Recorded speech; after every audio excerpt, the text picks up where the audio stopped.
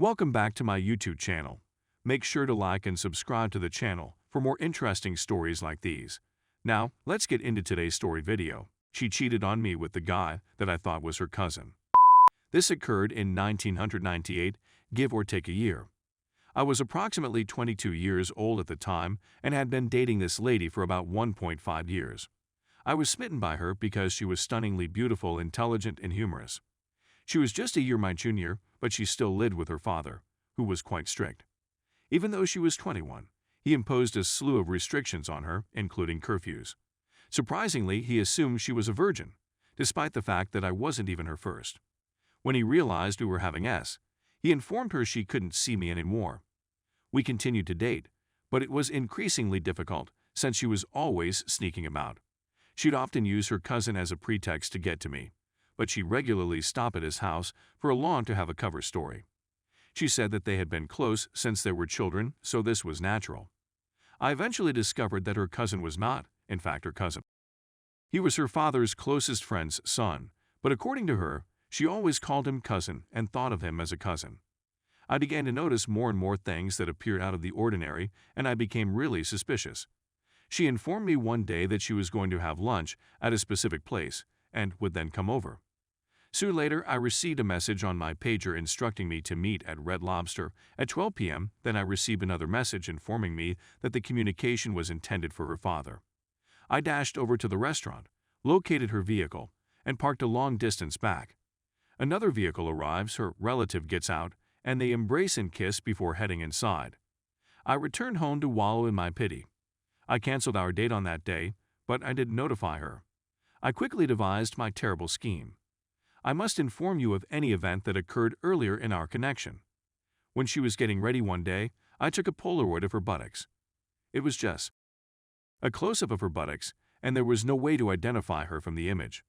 I didn't believe she'd give a damn. She became enraged.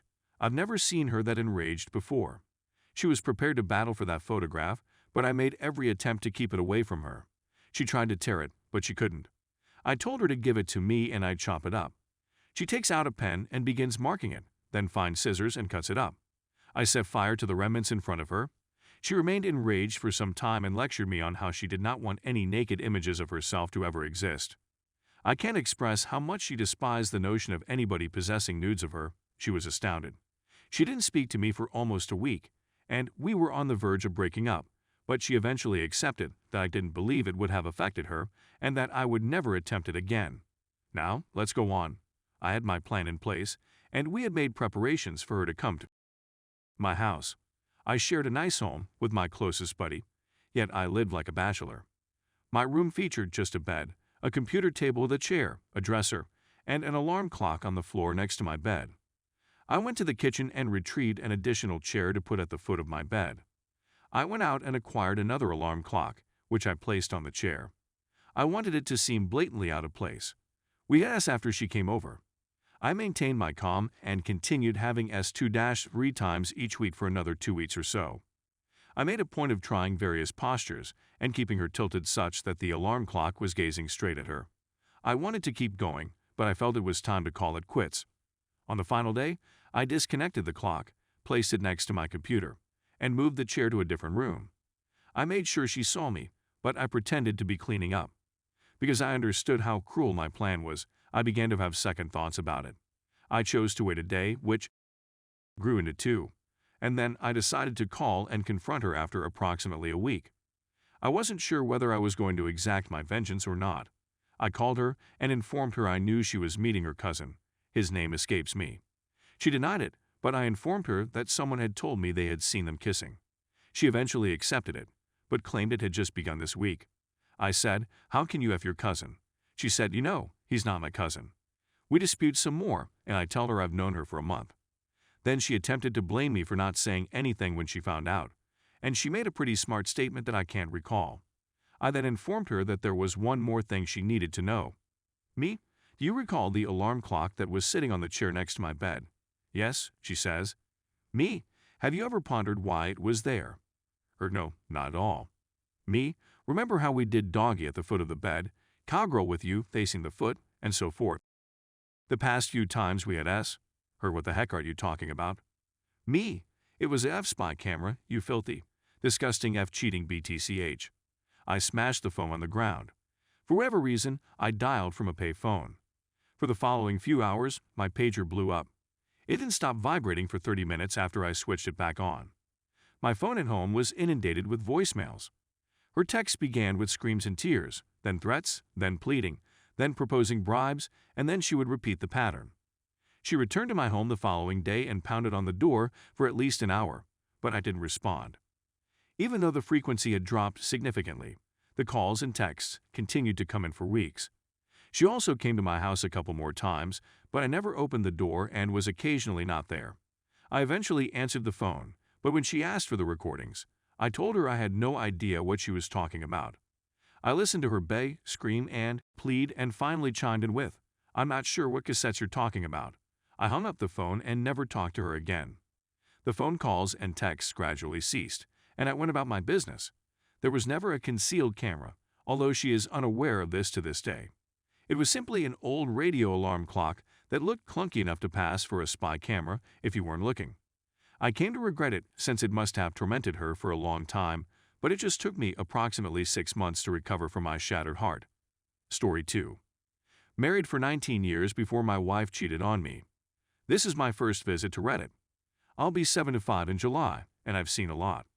To be honest, I wanted to share my tale with the younger generation before I died. Because I have lung cancer and don't expect to live much longer, this information has to go out there. In 1964, I was 18 years old when I married. It's as though I'm no longer the same person. I used to be in excellent physical condition, but now I'm confined to a wheelchair. My wife and I had to work full-time since I didn't have enough money to support both of us. She cleaned hotel rooms while I worked on construction. We never had children and yet had time to ourselves on weekends. I don't believe we ever fought, but it's been so long that I'm forgetting, and we didn't have any problems getting along.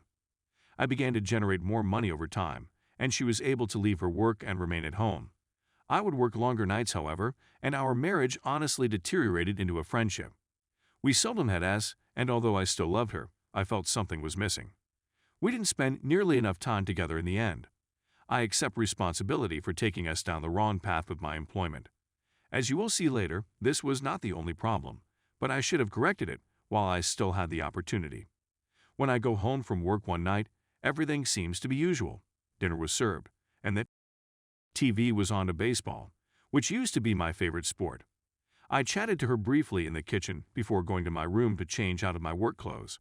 When I walked in, I saw a box of condoms on my nightstand. I began to worry since I had a vasectomy years ago and had never used condoms.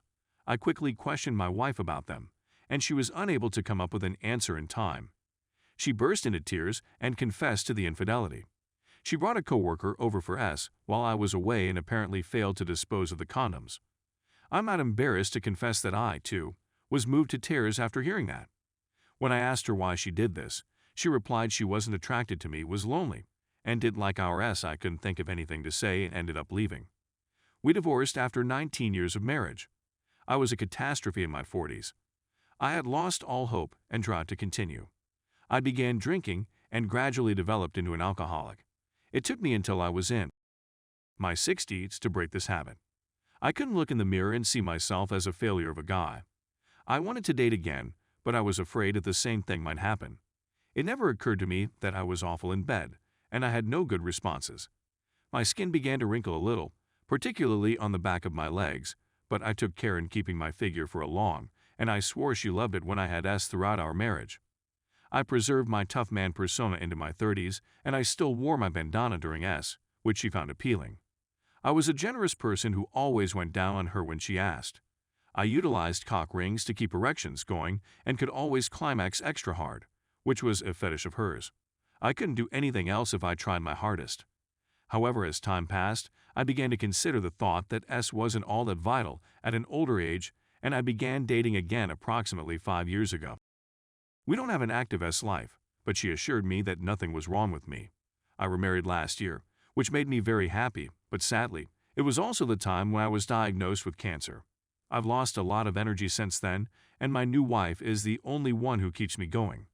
We're attempting chemotherapy, but the outlook is grim. In my final days, I'd want to contribute some of the information I've gained over the years in order to make the world a better place. My mental faculties are also deteriorating, therefore I need to act quickly. I hope everyone who reads this can take something from me to make their lives better.